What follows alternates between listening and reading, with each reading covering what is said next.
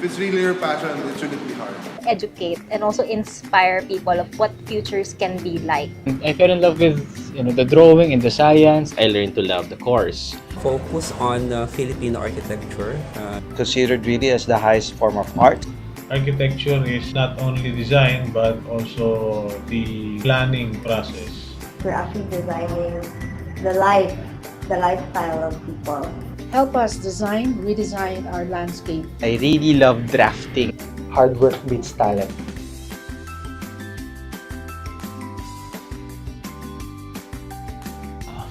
Originally, I didn't want to be in architecture because I never knew what architects did. So I asked my grandfather. So, ayun, lo and behold, I'm here and I fell in love with the drawing and the science. Let's just say I was a reluctant architecture student. And then I fell in love with architecture, believe it or not, after I graduated from the course. Since I was a kid, I was always fascinated with buildings and putting up things together. So ever since then, I was really gearing towards architecture. And since also my mom was an art teacher, I took up architecture because I really loved drafting in high school. God willing, I was able to enter ST, and now I become one. I've become my dream. Well, I took up architecture because I like to draw, and what I draw is usually structured, formal, not the anime type. I took up architecture because we have this family firm which is involved in construction. First of all, it wasn't really my dream to be an architect. It was my parents' dream. When I was in third year, eventually, I learned to love the course. because I love designing buildings. Actually, wala akong plan na mag-take up ng architecture after graduating in high school. Kasi walang architect sa family. And ang request lang sa akin was my father, since sabi niya, you're both good in both in mathematics and drawing. I have a knack of trying to understand how things work. And I think architecture is the best way of expressing that.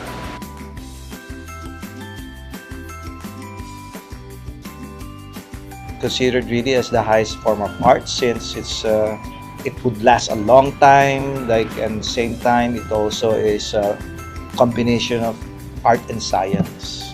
It's interesting because it has the power to shape people's lives. It influences people's behavior, the way people feel, the way people act. So at the same time, it's also the mother art, diba? So it's an artistic expression with purpose. You are free to enhance your drawing capabilities, your planning capabilities, your skills and knowledge incorporated within.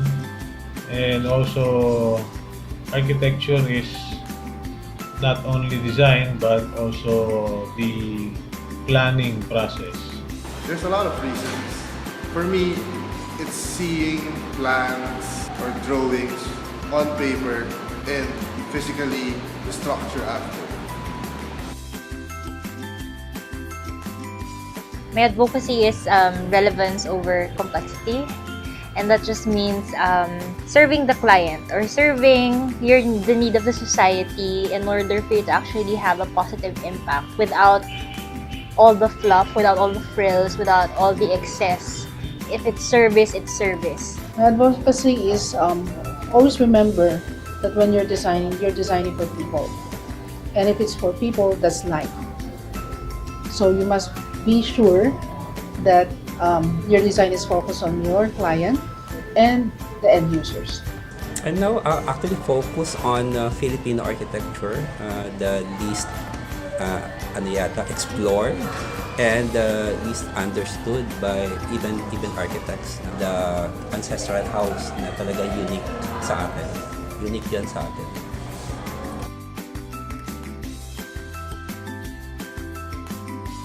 If I would describe architecture in a word, it would be opportune. Opportune means perfect with the timing. It's not just opportunista. God-like. Because we are like God every time we design buildings.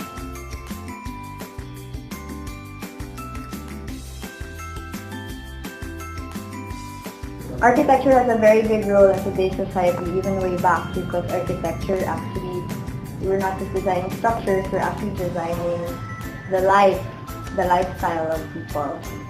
So the role of the architect right now, it's not very clear to clients or even the normal layperson what's an architect. I think the number one role of the architect is to educate and also inspire people of what futures can be like. That's the power of design, and that's the power of architecture. To not just to impose a certain kind of structure that people should adapt themselves to, but rather rethink the possibilities of what can be.